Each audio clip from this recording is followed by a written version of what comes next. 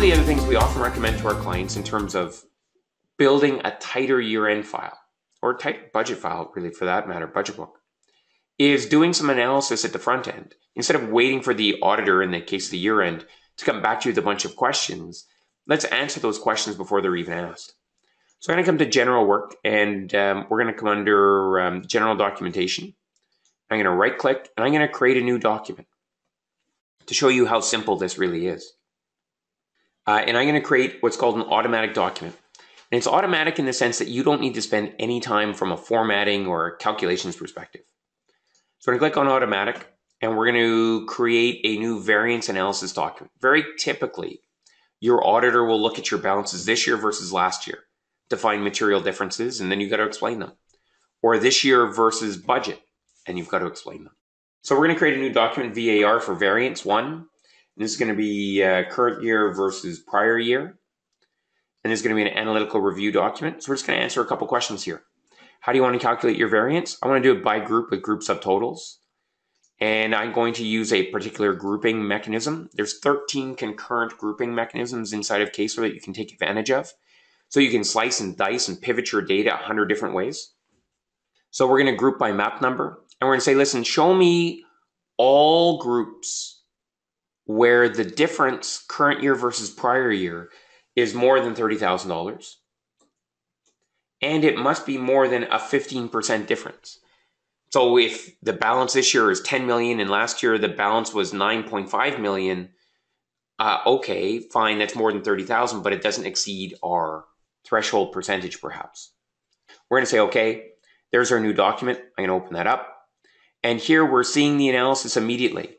Last year, the balance was $0. This year, it's 11.6 million. Amount change is 11.6, and that's 100% change. Oh, it's pulling up balance sheet accounts or statement of financial position accounts. Maybe for our purposes at this moment, we don't care about those.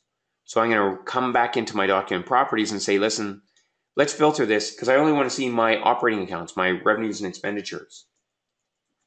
So from 300 to 699, we'll say okay.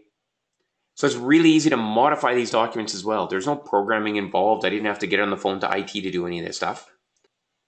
And then again, so here, transfers to individuals and organizations, 2.3 last year, 699, 2.3 this year, 699 last year. I can come in and I can add a new note where I explain what this variance is so that the auditor doesn't have to come in my office and ask me the question.